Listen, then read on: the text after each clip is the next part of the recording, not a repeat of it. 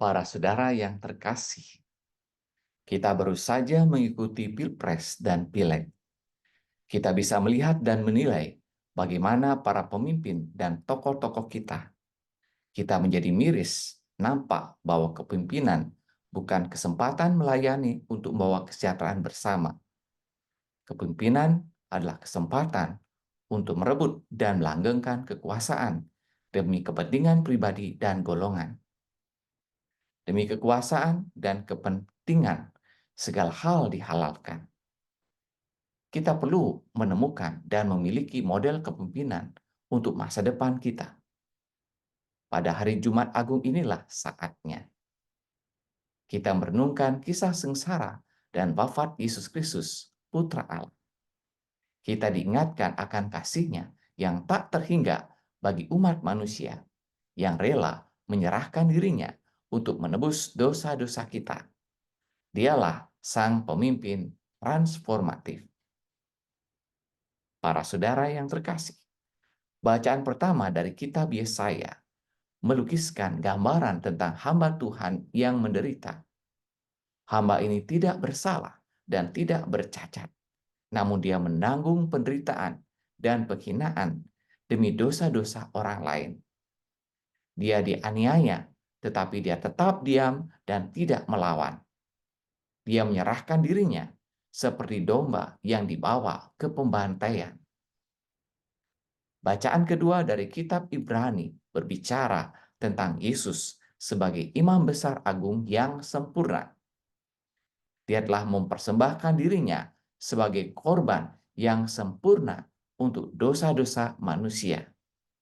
Dia telah menanggung penderitaan dan kematian, dan sekarang dia duduk di sebelah kanan Allah Bapa sebagai perantara bagi kita. Dalam kisah sengsara, kita diajak merenungkan kisah kasih dan pengorbanan Tuhan Yesus. Yesus telah menunjukkan kasih-Nya yang tak terhingga kepada kita dengan rela mati di kayu salib untuk menebus dosa-dosa kita. Dia telah memberikan teladan tentang pengorbanan yang sempurna. Para saudara yang terkasih, mari kita kaitkan bacaan suci Jumat Agung ini dengan kepemimpinan transformatif. Menurut Sergio Giovanni, kepemimpinan transformatif adalah gaya kepemimpinan yang menginspirasi dan memotivasi pengikut untuk melampaui ekspektasi dan mencapai tujuan bersama. Ada 4 dimensi utama kepemimpinan transformatif. Yang pertama, visi.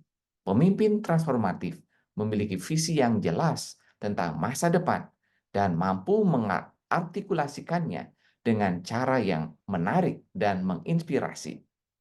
Mereka juga mampu membantu pengikutnya untuk memahami visi dan bagaimana mereka dapat berkontribusi untuk mencapainya.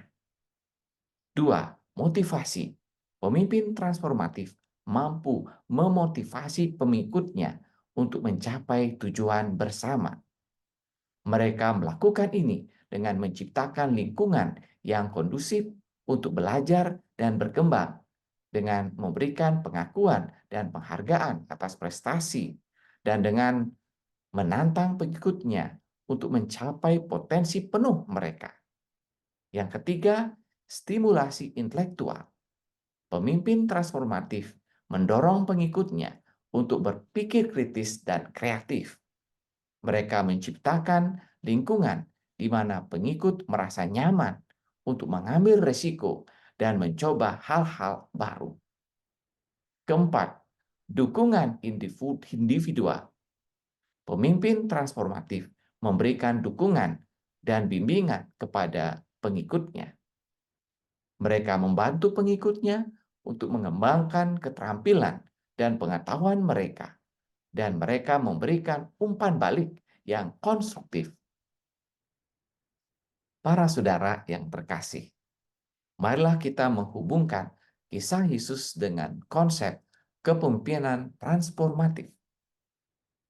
Yesus adalah pemimpin transformatif yang luar biasa. Dia pemimpin dengan kasih, pengorbanan, dan teladan. Dia menginspirasi orang lain untuk mengikutinya dan hidup dengan cara yang baru.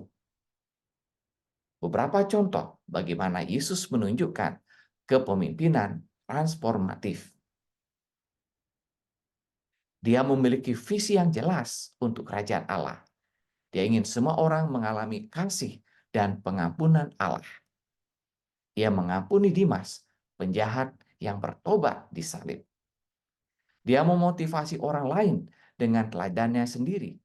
Dia menunjukkan kepada mereka apa artinya hidup dengan kasih dan pengorbanan. Tidak ada kasih yang lebih besar dari kasih seorang sahabat yang menyerahkan nyawanya untuk sahabatnya. Dia mendorong orang lain untuk berpikir kritis dan kreatif. Dia menantang mereka untuk mempertanyakan asumsi mereka dan untuk menemukan cara hidup. Yesus menyuruh Petrus menyarungkan pedangnya karena anak manusia harus menanggung derita. Dia juga memberikan dukungan dan bimbingan kepada orang lain. Dia membantu mereka untuk tumbuh dan berkembang sebagai manusia. Dia memanggil, mengajar, dan mendampingi para muridnya. Jadi, Yesus adalah model kepemimpinan transformatif yang sempurna. Dia adalah pemimpin yang kita semua harus ikuti. Para saudara yang terkasih, pada hari Jumat Agung ini, malah kita berkomitmen untuk mengikuti teladan Yesus. Malah kita menjadi pemimpin transformatif di gereja, lingkungan, KBG, rumah, dan di mana kita berada. Malah kita memimpin dan melayani dengan kasih, pengorbanan, dan teladan. Kita memimpin dan melayani bukan dengan keterpaksaan, bukan dengan pamrih, uang, kekuasaan, nama besar, dan sebagainya. Kita melakukan dengan cinta yang ikhlas demi kemuliaan Allah. Jika Anda terinspirasi dengan renungan ini, jangan lupa tekan tombol like, subscribe, komen, dan share video ini. Tuhan memberkati.